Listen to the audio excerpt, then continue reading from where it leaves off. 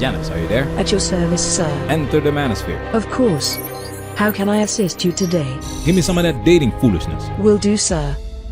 Jana hocking, the insane reason why all of these hot, successful women are still single.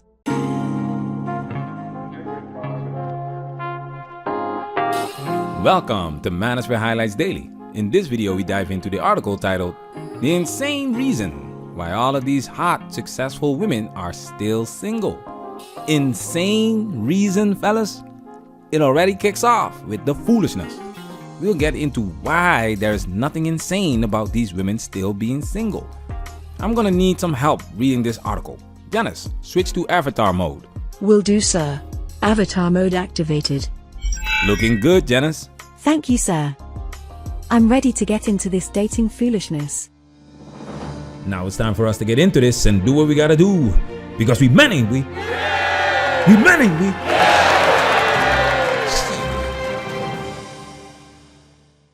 The dating world is in a state of disarray. I came to this conclusion last weekend after I invited my girlfriends over for a glass of champagne before a fancy lunch at Icebergs. As I looked around my lounge room, I realized that all my friends are absolute catches. Not only are they gorgeous, but they've also got great jobs, comfortable wages, and are ridiculously good company. And it's not just this group of girlfriends, I have at least 2 other groups who are all in the same boat. And yet, they are all single. Not for want of trying, may I add. We spent the afternoon recounting hilarious dating stories, sharing the bonkers things we had seen on dating apps, and pondering why dudes insist on sharing gym selfies. #. What these single women have in common is their belief that they are highly desirable and great company. This belief comes from a perspective in which they assume that men look for the same qualities in a partner as women do. Remember this from Sean Connery? Does the friendship mean a lot? Friendship with men? Oh yeah, I like that. I think that's one of the pleasures of golf as well.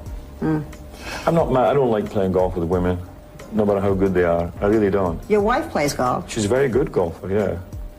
You But don't I like to play with very her? often with her, no. Why not? Because I don't like playing golf with women. Why not? I like the company of men better at golf. Why? It's very difficult to explain. It's just it's more pleasurable playing golf with men than women. This is the part that women don't understand about being good company. A man is not gonna be your girlfriend. Men tend to have different interests than women. While women enjoy activities such as shopping, makeup, conversations, and gossiping about relationships, men like sports, outdoor activities, gaming, and are often more focused on problem solving or finding solutions. This is why women get upset when you actually solve their problem, which is exhausting. Women like to talk for the sake of talking. That's why they always tell on themselves. So no, the single women's idea of being ridiculously good company does not align with men's perception of what makes a woman good company. Janice, continue. What we're after isn't anything too crazy. A nice guy who is well put together, has emotional intelligence, a decent job, and is nice to women. And dogs. Definitely dogs. Not cats? What she's describing as not too crazy is exactly why she's single. A nice guy who is well put together. Translation, 6 feet tall. You know what? We're gonna let a woman explain what well put together means. Yeah, so in text, like in chatting with him, I can't say like I felt excited. I mean, the chat was a bit mundane, but he did look good. Like he looked like, he was pretty well put together, good looking, 6'1", which I like tall guys. Woo! This is pure gold! Manosphere Highlights Daily at your service. Give us a thumbs up if you like what we do. Experts at analyzing that dating foolishness. Well put together doesn't mean average looking or average height. These women dismiss the vast majority of men with their dating preferences, and they have the audacity to say, what we're after isn't anything too crazy. The foolishness. So where are these guys? Well, my original thought was, oh, I know. They're chasing after the girls in their 20s. I asked one guy in my office what he got up to the weekend, and he said he had his girlfriend's 21st birthday. He's 37. As he was complaining about how immature her friends were, and the lack of nice wines to choose from at the boat cruise they were on, I thought, well, why the heck are you dating a 21-year-old? Yes, it's horrendously judgmental of me, but seriously. What do they talk about when not going at it like rabbits? That's exactly the point. Attraction is not a choice. Give men the option to choose between a woman in her late 30s with whom they can have great conversations and the same woman in her early 20s with whom they cannot have the best conversations. Who do you think men would choose? Now, of course, this is flat. But as I always say, focus on the information that's consistent. Listen to this. I've been thinking for quite a while that the reason we're all single is because my gorgeous friends and I are getting passed over by the blokes we fancy because we're too old. In fact, it is safe to assume we're not even registering on many guys our age dating apps because they've set their age limits from 20 to, at a scrape, 30 years old. Isn't that wild? There you go. Data from these dating apps reveal men are looking to date younger women. Here, green represents men liking women often, and the red reverse. And voila. It's very obvious that no matter how old men are, they go after younger women. And by the heavy concentration of greenness at the bottom of the graph, it really is the younger the woman, the better. I want you to look at the pictures of these women. They are not ugly women, but this is not about looks. It's about being attractive. Attractive includes more than just physical appearance. It refers to a person's overall attractiveness, which can include physical beauty, but also factors such as personality, charm, confidence, and other qualities that draw people to that person, like fertility. Like the lady said, the younger the woman, the better. Why? Why? Because women are most fertile between 20 and 24 years old. As women age, not only does their fertility decline, but so does their sexual market value. This is not insane. This is biology.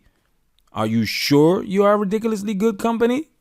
And yes, I am very much expecting my Instagram DMs to be filled with messages from men ranting on about the fact I shouldn't have put my career before men and babies. And that I'm too picky. Oh, and my favorite, I've hit a wall. Side note, why do so many men love using the term "you've hit a wall"? It's always from some hairy, balding bloke who scratches his nuts in social settings. Okay, mate.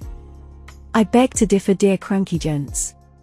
I've never felt more comfortable in my skin, I don't want children, and I've adored every moment chasing after a career I want.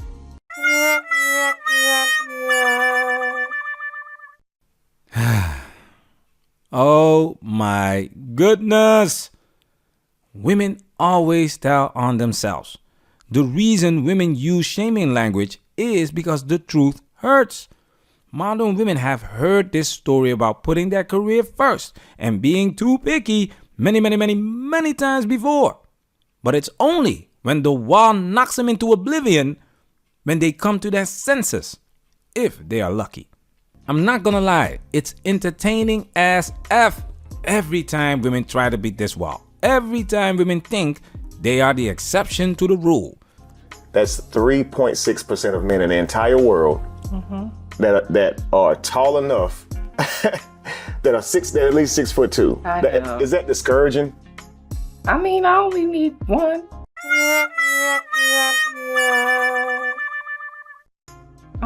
You need one, but he needs to be that height. He needs to make the resources, right? Yeah. He needs to be funny. He needs to be charismatic. He needs to be disciplined. And that doesn't discourage you?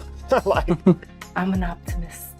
But no. Then I like it. Yeah, I like but it. no, I mean, An optimist. And then they face that undefeated wall and it knocks them into oblivion. Bird singing like Street Fighter. Pure gold. Never gets old.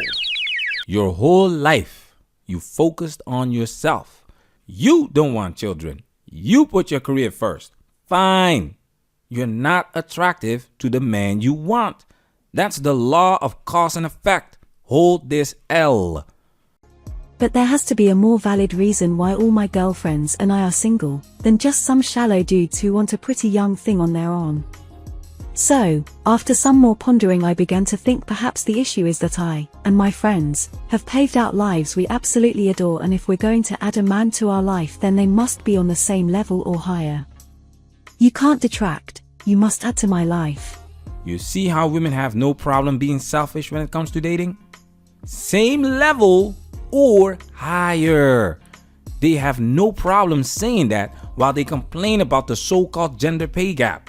Hypergamy in full effect. And this was beginning to feel a little more on the money, especially when I floated it to a bunch of women at a work meeting yesterday. Then I stumbled across a book that proved this theory in a way, stating that there is a genuine man deficit in place right now for career women. Author John Brugger wrote a book about it called Datonomics, How Dating Became a Lopsided Numbers Game. In it, he details why there are so many women struggling to find Mr. Right, and it all comes down to numbers. Saying, it's not women's fault, it's the demographics. According to Brugger, the problem with women living in big cities right now is that there are far more university-graduated women than men. He said that if women would like a man who is on the same education level as them, they will struggle. And the men who are more likely to play the field and delay marriage, because there are so many women in oversupply for them to choose from. He said the solution is for women to be more open-minded about who they are willing to date.